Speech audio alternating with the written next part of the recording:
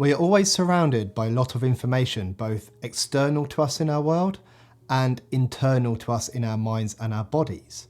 And when our attention is constrained or rigid, a lot of this goes unnoticed. The inability to be present reduces the amount of information available for us to use. When we are distracted or preoccupied, then that impairs the quality and the view of the current moment. Try this. Look around the room where you are or the environment that you're in for 30 seconds and look for everything that is the colour blue. Try to remember every blue item that you see and then bring your attention back to this video. I'll pause the video here, I'll start a timer for 30 seconds and then you'll know when to come back.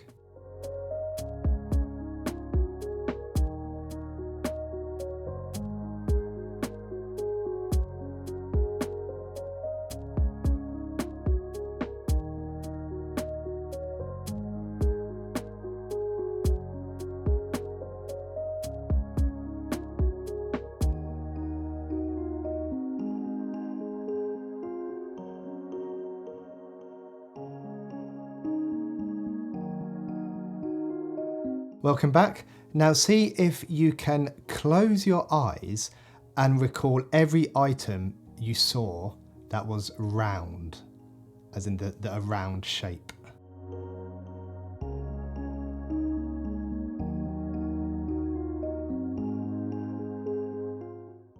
How did you do?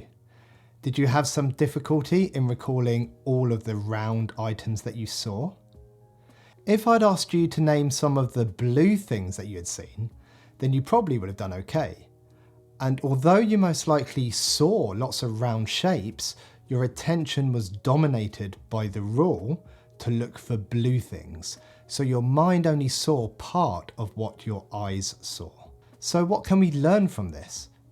We can learn that our judgmental, problem-solving minds constantly pull our attention away from full awareness of the present moment. In my last video, I talked about this idea of getting some distance from your thoughts so they don't control your behaviour, and we called this let it go, or if you like to geek out on the technical terms, in ACT it's called cognitive diffusion.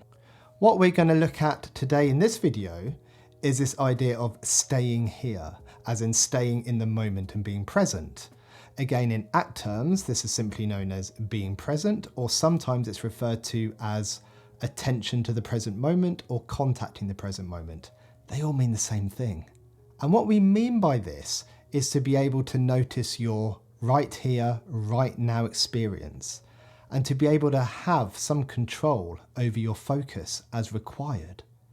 And this includes the experience of the external world, so what we are engaged in, and also the inner world, what is happening to us inside our bodies and inside our minds. And the reason we want to do this is probably pretty obvious. We want to engage fully in whatever we are doing so we get more satisfaction and fulfillment out of that thing.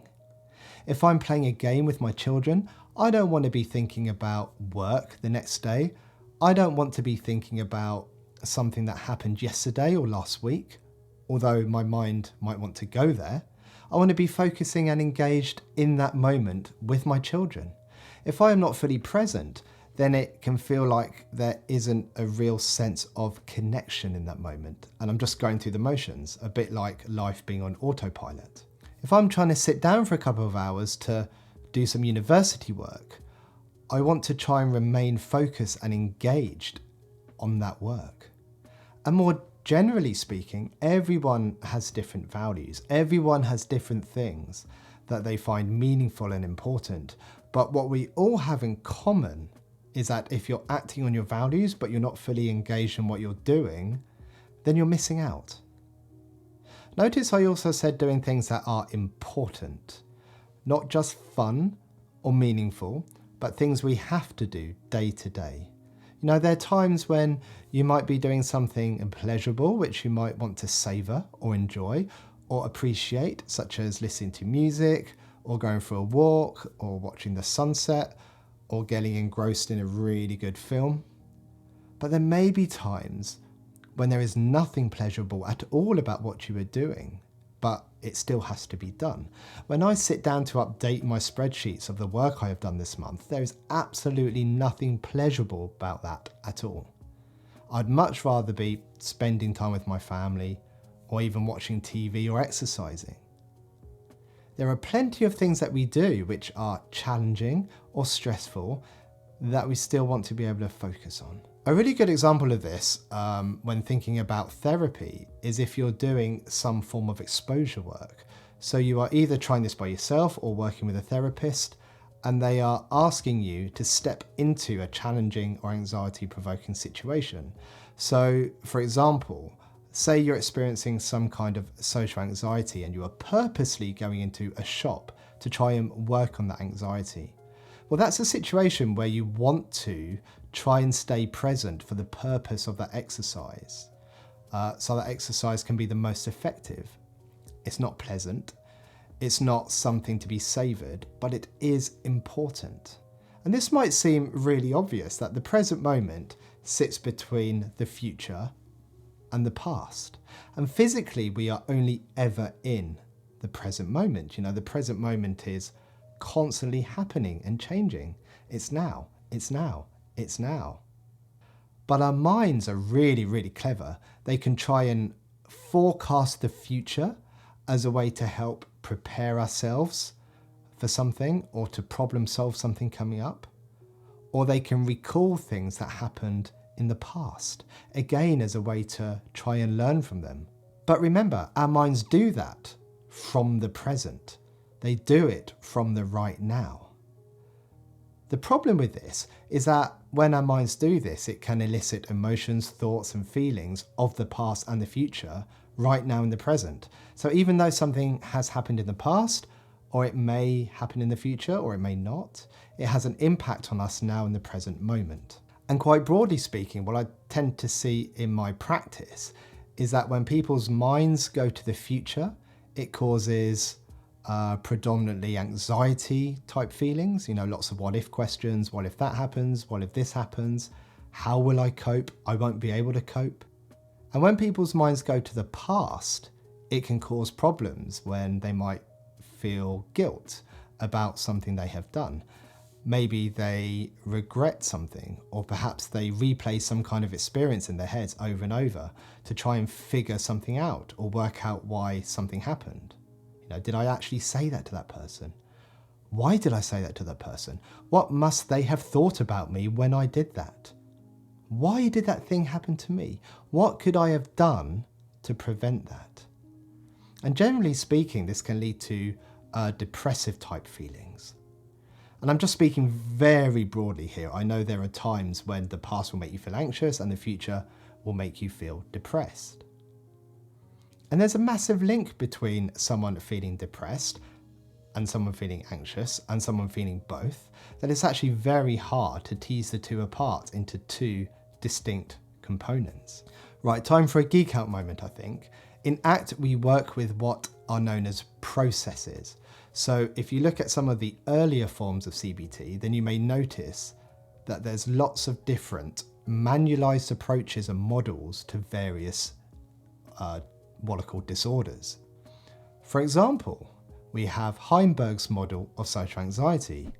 We have Clark's model of social anxiety. We have Clark's model of panic disorder.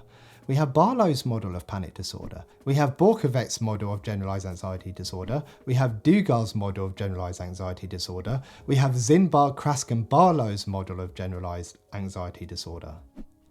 We have Beck's cognitive therapy for depression. We have Jacobson's behavioural activation for depression.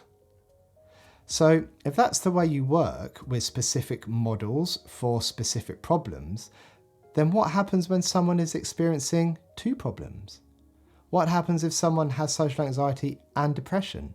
Do you use a social anxiety model or do you use a depression model? ACT gets around this by being what is called transdiagnostic. It can be applied to pretty much anything. It targets processes. So instead of looking at the content of your thoughts, it looks at the process of thinking and targets that.